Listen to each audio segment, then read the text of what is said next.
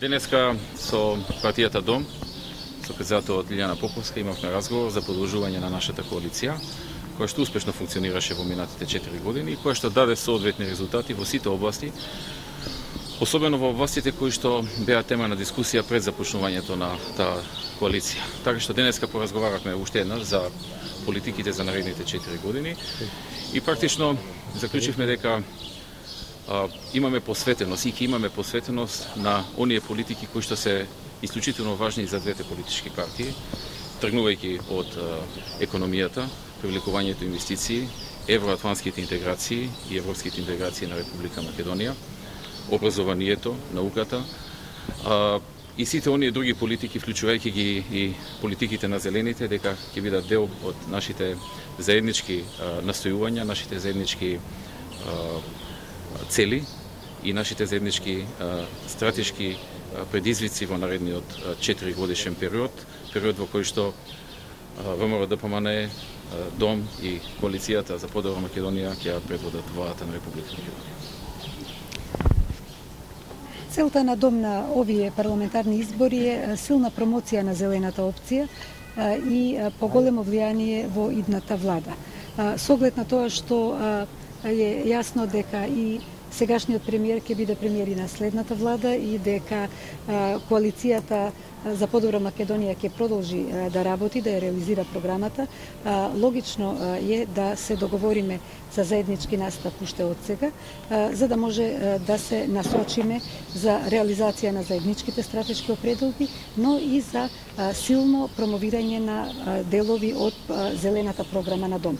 Со оглед на тоа што во моментов добивме цврсто уверување од премиерот на Република Македонија дека и во идната владина програма елементите од зелената програма на Дом ќе добијат многу значајно место, цениме дека ќе биде разумно и рационално уште сега да ја направиме коалицијата.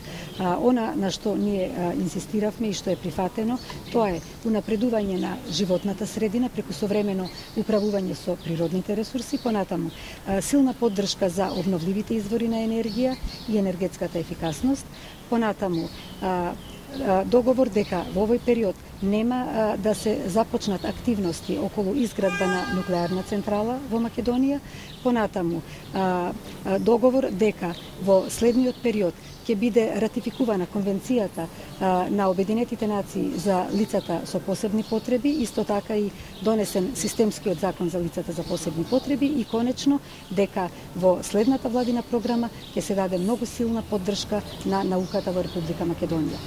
Ова се она што ние како Дом ги имаме за своји приоритети во зелената програма и сметаме дека е многу значајно што официјално ВМРО-ДПМНЕ како носечка партија во оваа коалиција ги прифаќа уште предизборно. Ние ќе го искористиме овој период на кампања предизборна, силно да ги промовираме овие вредности и во идната коалиција повторно да ги реализираме.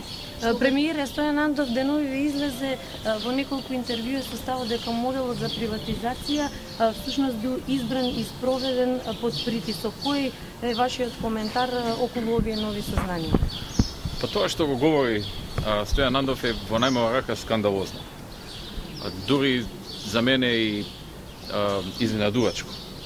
Тој говори дека под некаков притисок бил донесен законот за приватизација, односно бил прифатен моделот за приватизација, дури спомнува нешто дека притисокот бил од тогашното раководство и дури некои чудни реченици дека, не знам, од типот дека некои се заканувале, дека дури ќе го бомбардираат собранието ако не се случи тоа. Наистина многу чудно и за мене до некаде неразбирливо, но во секој случај, с обзир на тоа дека Бранко Црвенковски во тој период беше премиер, тој треба да излези да објасни што се случувало и заради што бил донесен таквиот закон со кој што беа отпуштени од работа над 200.000 работници, а мал број луѓе се збогатија за символични суми, земајќи капитал вреден околу 4,5 милиарди евра. Наистина изненадувачка изјава што излегува од лице кое што во тоа време беше на многу висока позиција, меѓутоа Бранко Црвенковски со обзир дека беше првиот човек во тоа време, значи премиерот на владата, човек кој што застанат за тој закон за приватизација, добро е да излезе да ги објасни работите и да видиме што се случувало во периодот во кој што многу малку луѓе се збогатија, со 4,5 милиарди евра капитал, а над 200.000 работници останаа без работа. Кој тоа им се заканувал, кој тоа им вршил притисок, дали тоа биле олигарсите, дали тоа биле некои други сили, треба да излезат да објаснат. Кажете за моменталните состојби во македонската економија? Индикаторите новите што излегува сега, да. Па она што можам да кажам е дека работите се одвиваат онака како што очекувавме и предвидувавме. Јас во неколку наврати кажав дека оваа година ќе биде година на заминување на светската економска криза, и последните податоци за индустријското производство кое што расти за 25%. Значи, можам да речам изненадувачки високо дури и за нас кои што проектиравме дека ќе има раст на индустријското производство, заминување на кризата, и другите податоци кои што излегува, растот на трговијата за 15%. Тоа се огромни бројки, така што покажува дека дефинитивно она што го очекувавме, дека оваа година ќе замине светската економска криза, тоа и се случува. Ја во оваа прилика би сакал да заблагодарам и на сите граѓани кои што во изминатиот период во услови на тешка светска, на глобално ниво економска криза, имаа верба во нас дека со мерките кои што ги преземаме, со антикризните мерки, правиме максимум за убlažување на таа криза и дочекување на моментот кога таа ќе замине, што се случува веќе оваа година, кога гледаме дека веќе многу сериозно светската криза ја напушта Република Македонија, имаме сериозни растови на индустријското производство од 25% и на трговијата од 15%, и не само тоа, туку и на другите показатели. Работите одат во еден подобар правец. Земете го само влезот на странски инвестиции во јануари, споредено со преходниот јануари, кој што е 50% поголем од преходно. Наистина бројки кои што укажуваат дека се враќаме полека на старите патики на висок економски раст кои што беа пред влегувањето на глобалната криза во Македонија. Како ќе одговори владата? Во однос на објавите кои што доаѓаат од синдикатот за минимална плата, најпрво дозволете да искористам можноста на сите работници да им го честитам 1 мај, денот на трудот, и да кажам дека овие барања што доаѓаат од синдикатот за нас се интересни и ние ќе посветиме внимание, ќе дадеме максимум од наша страна да се дојде до договор. Се разбира во разговори со синдикатите, во консултации исто така и со работодавачите, за да се дојде до еден договор кој што ќе биде одржлив. Има реални изгледи да се дојде до еден таков договор во наредниот период. Така што ние се чувствуваме како партнери и на синдикатите и на работодавачите.